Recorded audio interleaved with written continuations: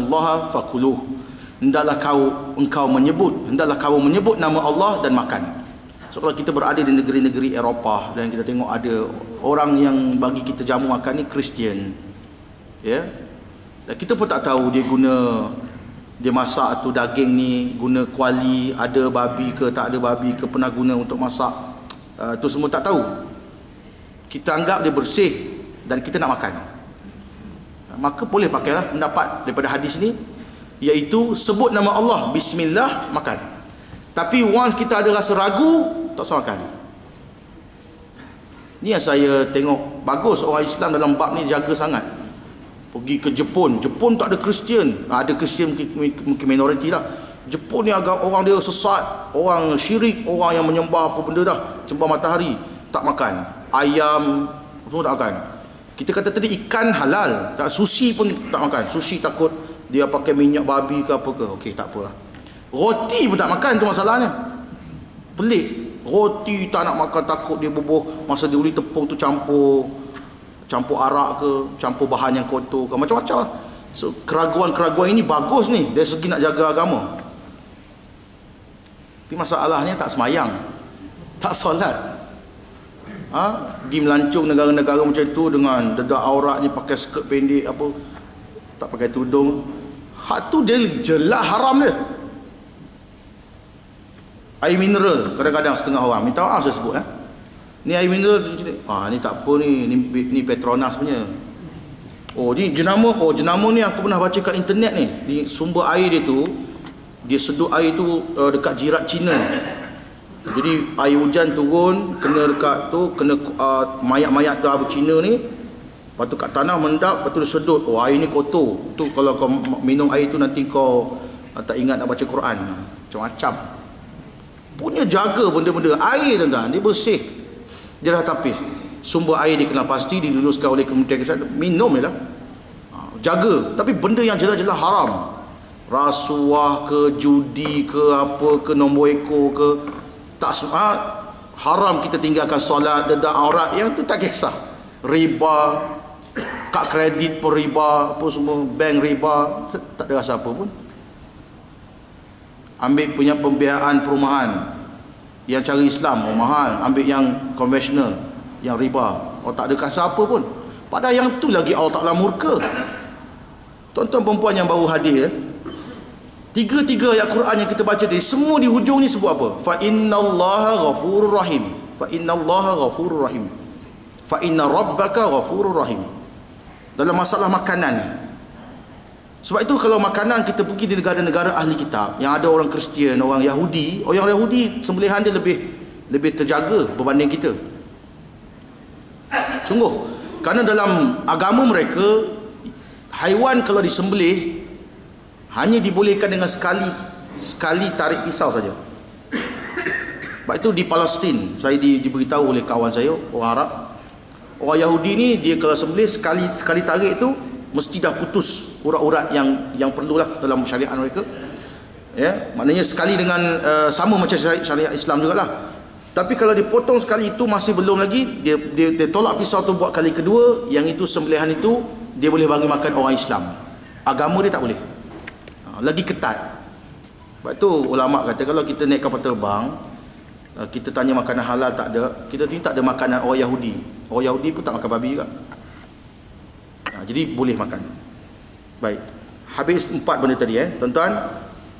Bangkai, darah, daging babi dan binatang yang disembelih tanpa bukan menyebut nama Allah ataupun disembelih bukan kerana Allah. Semua ini haram bagi kamu. Kemudian disebut famanitturra ghaira baghin wala 'adin fala ithma 'alaih. Siapa yang terpaksa makan dalam keadaan terpaksa. Terpaksa ni kena faham Selagi ada jalan lain jangan makan. Kita ada lautan sesat, tak boleh nak keluar, jumpa orang asli, kita nak makan pun kita tengok pokok-pokok, buah-buah kita tak tahu ni buah ni beracun ke apa ke, tak ada. Jadi orang asli ni bagi kita daging. Kita tanya daging apa ni? Dia kata daging babi. Dia kata saya orang Islam tak boleh makan. Orang asli tu kata sekarang darurat, dia kata. Okay. Dia tahu lagi darurat ni. Ini buah ini tak boleh makan ni, kalau engkau makan ni nanti engkau sakit ni. Kita pun dia okeylah. daging babi. Boleh makan. Ataupun binatang yang kita pun tahu orang asli ni takkan sembelih cara Islam. Katakan daging-daging yang boleh makan, burung ke apa, dia tak sembelih cara Islam. Dia ambil batu, dia katuk kepala ke, burung dia bagi kita makan. Kita tak tahu ini makan, ni rasa tak sembelih ni. Macam mana hukum dia? Famaniturra ghayra baghi wala adin. Kamu boleh makan. Dengan syarat jangan melampau batas. Jangan sedap ya, oi lagi-lagi tambah tak boleh. Ya, atau daging tu ada lagi balance tak? Aku nak balik ke Kuala Lumpur, nak masak goreng cili atau masak kicap, tak boleh. Makan kadar yang cukup untuk kita kira-kira menjaga nyawa. Itu pun sebab kita tak ada makanan lain. Kalau kita boleh makan buah, katakan saya tak nak makan daging babi ni pasal ada buah, ada ubi, yang tu jangan makan daging babi, makan ubi, makan buah yang ada, makan pisang pun boleh hidup. Untuk jaga nyawa, pisang pun cukup. Dia ada karbohidrat, ada vitamin apa semua ada. Kalsium ada, protein pun ada. Kalau ada pisang, ada daging babi, tinggal daging babi. Wala adin, dan tidak boleh makan itu dalam keadaan menginginkannya. Mesti kita, kalau kita terpaksa makan, dalam keadaan kita makan benda yang kita tak suka. Macam mana tuan-tuan? Macam mana tuan-tuan terpaksa makan benda yang tuan-tuan tak suka? Macam mana kita makan ubat yang pahit, kan? Kita makan dengan kita tak sedap lah. Tak ada orang makan ubat tu tak ada kan. Maksudnya kalau terpaksa makan daging babi, terpaksa makan bangkai dan sebagainya yang haram tadi, dia tak boleh makan dengan sedap juga daging babi ni, terasa lah dia punya lemak-lemak tu. Wala adin juga termasuk tuan-tuan, tak boleh bila kita cerita kat orang aku terpaksa itu makan babi. Sedap lah. Atau orang tu pula dia kata satu hari nanti kalau aku dalam keadaan darurat pun aku nak try. Tak boleh. Sebab Quran menyebut tak boleh. Dia kata famaniturra ghayra baghi wala adin. Macam kamu makan benda yang kamu tak suka tapi terpaksa makan, macam itulah. Terpaksa makan untuk menjaga nyawa. Fala ithma alaih, tidak dikira dosa ke atasnya. Maka terpaksa makan macam itu tak ada dosa. Dan setakat saya belajar, setakat saya bertanya dengan para ulama, perlu tak kita makan benda yang terpaksa tadi, kita kena samak mulut dengan tanah, makan daging babi? Sebab dalam masyarakat aku di Malaysia, mereka pakai pendapat mazhab Syafi'i yang mengatakan babi itu perlu disamak, perlu dibasuh dengan tanah. Kalau kita makan, kita pegang seperti anjing. Jadi para ulama kata tak payah.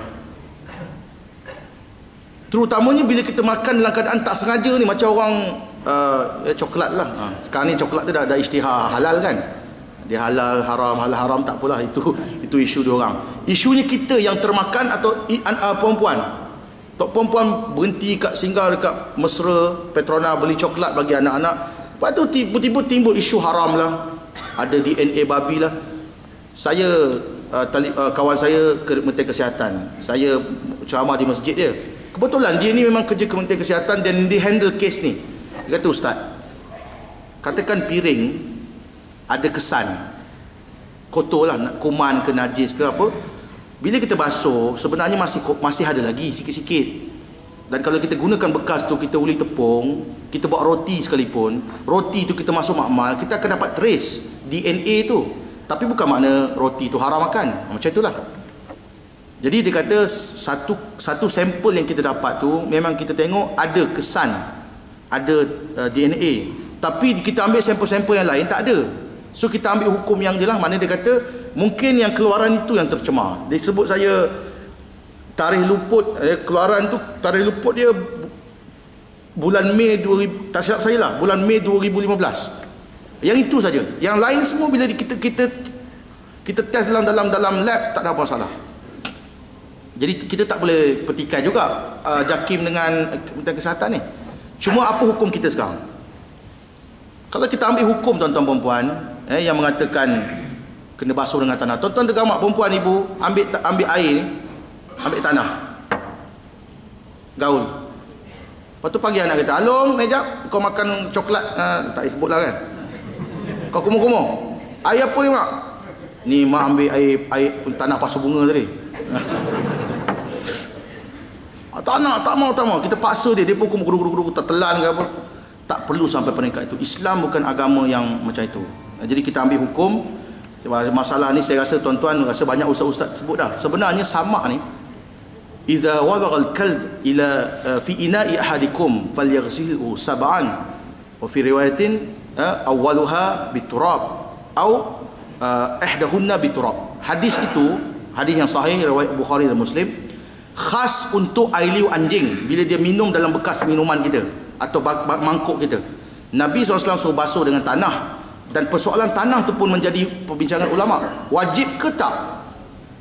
Sebab Abu Hurairah yang meriwayatkan hadis ni, bila kasut dia kena jilat dengan anjing, dibasuh dengan air saja, bilas saja, tak guna tanah. Jadi sebahagian para fuqaha kata basuh dengan tanah itu tidak wajib, dan pandangan ini disokong oleh Imam Nawawi, Imam An-Nawawi dalam mazhab Syafi'i. Majoriti ulama dalam mazhab Syafi'i kata kena guna tanah. Kes dia anjing, kemudian dikias kepada babi. Al-qiyasul aula dia panggil. Sebab babi lebih jijik, lebih kotor, maka kalau babi pun guna tanah. Kita boleh pakai pendapat itu tuan-tuan dalam keadaan biasa.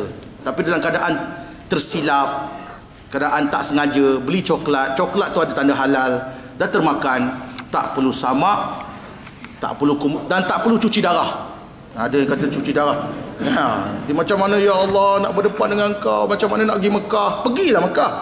Beli tiket, pergi. Apa pula nak kena cuci darah pula? Jadi tuan-tuan, dan di hujung ayat ni, semua ayat-ayat tiga ayat kita baca, ya. Kalau siapa nak catat, surah Al-Baqarah 173, surah Al-An'am 145 dan surah An-Nahl 115.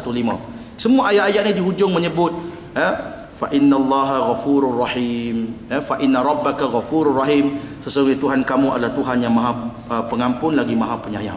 Maka itu, lepas daripada ini, dulu pernah timbul masalah usus babi diguna buat sausage, ada orang terbeli termakan, lepas tu dah senyap, tiba sekarang ni coklat, akan datang tak tahu lagi apa, kek ke apa pula lepas ni, tak tahu apa, lepas ni air mineral ke apa, ikutlah. Bila orang kata ada unsur babi dan sebagainya, tuan-tuan peganglah apa yang kita dah bincang pada tengah hari ini, benda yang kita terpaksa, tak sengaja. Allah Ta'ala sebut dalam surah Al-Ahzab ayat kelima, walaisa alaikum junahun fima akhta'tum bih walakin ma ta'ammadat qulubukum. Allah Ta'ala tidak mengira dosa bagi perkara yang kamu tersilap, dia hanya mengira dosa bagi perkara yang kamu sengaja melakukannya. Sekadar itu dulu, wallahu ta'ala a'lam. Tuan-tuan, sebelum kita solat sebelum kita solat Zuhur, di sini ada pengumuman. Ada dua kutipan pada tengah hari ini, sumbangan fi sabilillah kepada pelajar yang berada di Mesir. Dia akan pulang, Ustaz Jamaluddin Murad. Kemudian yang kedua, Madrasah Ibadur Rahman, ya, di Narathiwat, selatan Thailand. Bagi tuan-tuan nak menyumbang kepada madrasah, disediakan sejadah, dan siapa nak menyumbang kepada pelajar ni, pelajar Mesir ni pun disediakan sejadah. Okey. Wallahu ta'ala a'lam. Aqulu qawli hadha wa astaghfirullah li wa lakum wa lisairil muslimin wal muslimat fastaghfiruh innahu huwal ghafurur rahim. Subhanakallahumma wa bihamdika asyhadu an la ilaha illa ant astaghfiruka wa atubu ilaik. Bismillahirrahmanirrahim. Alhamdulillahirabbil alamin. Wassalatu wassalamu ala asyrafil anbiya'i wal mursalin wa ala alihi wa sahbihi ajma'in. Allahumma inna nas'aluka 'ilman nafi'an wa rizqan tayyiban wa 'amalan mutaqabbala. Allahumma faqihna fid din wa 'allimna at-ta'wil. Rabbana atina fid dunya hasanah wa fil akhirati hasanatan wa qina 'adzaban nar.